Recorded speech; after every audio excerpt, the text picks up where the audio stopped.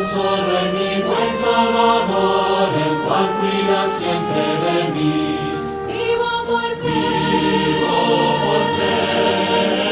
en mi Salvador. A minha saudação a todos que estão acompanhando nossa programação da TV Catedral, Catedral do Bom Jesus de Pouso Alegre. Nós estamos no 5º domingo do tempo pascal, este tempo maravilhoso em que meditamos a ressurreição de nosso Senhor Jesus Cristo. Hoje, como tema da celebração, Jesus, caminho, verdade e vida.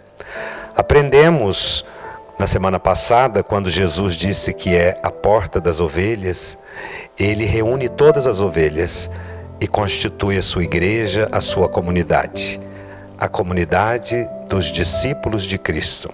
E esta comunidade, ela tem algumas características próprias. Nós aprendemos neste final de semana, com a liturgia de hoje, através dos Atos dos Apóstolos, capítulo 6, através da primeira carta de Pedro, capítulo 2, e do Evangelho de São João, do capítulo 14, que nós poderíamos dizer, esta comunidade, primeiramente, é um povo organizado. Esta comunidade, igreja, é um edifício espiritual. Esta comunidade é um povo peregrino. Nós, primeiramente, lemos nos Atos dos Apóstolos um momento em que, no início da nossa igreja, obviamente que algumas dificuldades vão surgindo com aqueles que vinham do judaísmo, chamados judaizantes, e também com a conversão dos gentios. São culturas diferentes daqueles que eram pagãos e daqueles que já conheciam a Escritura, o Antigo Testamento. E então, por várias vezes, surgirão alguns problemas que serão sanados pelos apóstolos em reunião com o próprio povo, sob o poder do Espírito Santo. Hoje, nós vemos esta hierarquia e esta organização, porque as pessoas levavam dons, mantimentos, para que fossem distribuídos também àqueles que não pudessem ir à reunião, à fração do pão ou à Santa Eucaristia, a missa que nós chamamos. E muitos estavam ficando sem esta proteção ou sem receber esses alimentos ou esta ajuda, porque a igreja estava crescendo. Então os apóstolos, em comum acordo, fizeram uma proposta ao povo para que escolhessem homens que fossem piedosos, dignos, para ajudar também neste trabalho. E então acontece no capítulo 6 dos Atos dos Apóstolos, a primeira ordenação dos diáconos, dos 7 diáconos que vão servir o altar, servir a igreja, ajudando os apóstolos a pregarem e também a distribuir os dons àqueles mais carentes. Esta passagem nos ensina a hierarquia, o respeito para com os pastores, os apóstolos, a participação do povo, mas sobretudo pela imposição das mãos, a força do Espírito que guia a nossa igreja. Um povo organizado, mas um povo também que respeita esta hierarquia que o próprio Senhor constituiu. Há poucos dias nós vimos os bispos do Brasil reunidos em assembleia em Aparecida, olhando a realidade do Brasil, meditando e colocando sob a luz da palavra de Deus para também encaminhar os católicos do nosso país através do caminho que é Jesus.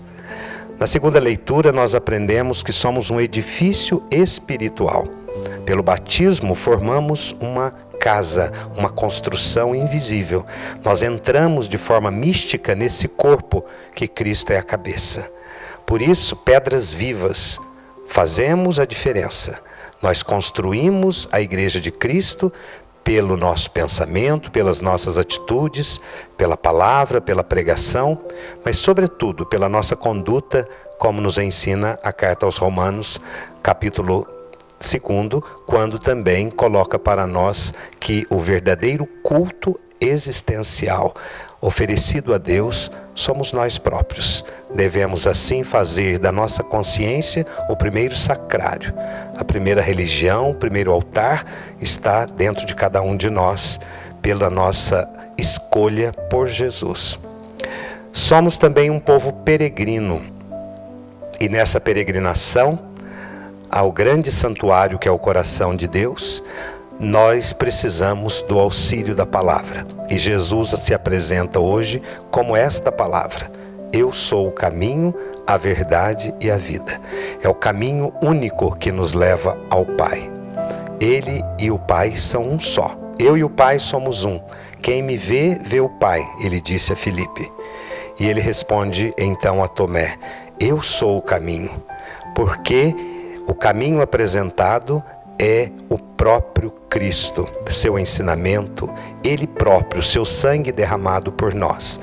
Por isso hoje nós queremos também, como o Papa Francisco visitou o grande santuário de Fátima, para render graças a Deus, lembrando o centenário das aparições de Nossa Senhora em Fátima, canonizando os pastorinhos.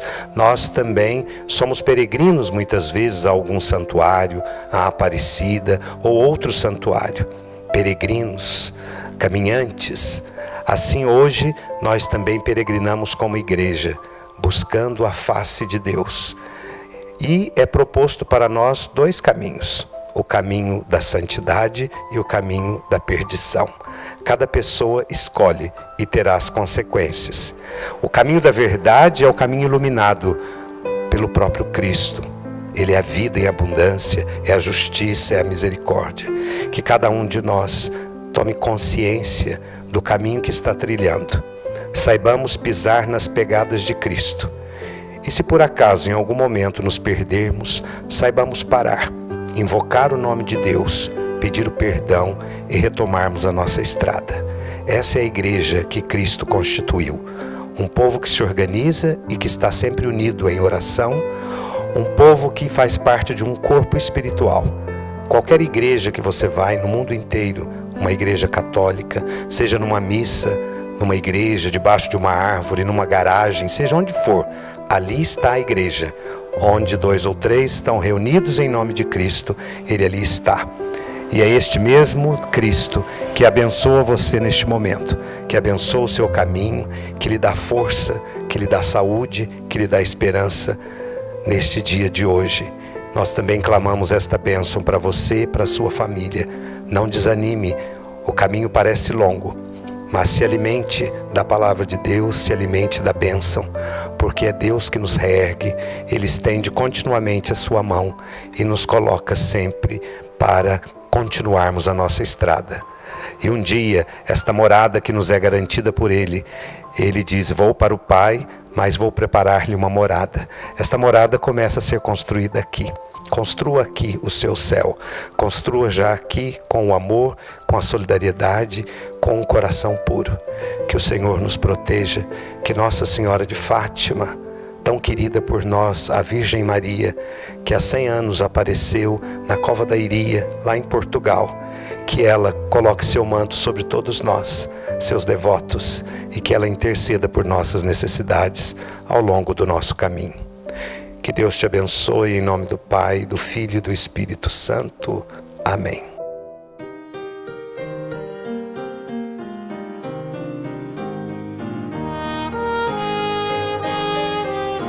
No tengo cuidados ni tengo temor de lo que me espera aquí. Confío tan solo en mi buen Salvador, el cual cuida siempre de mí. Vivo por fe.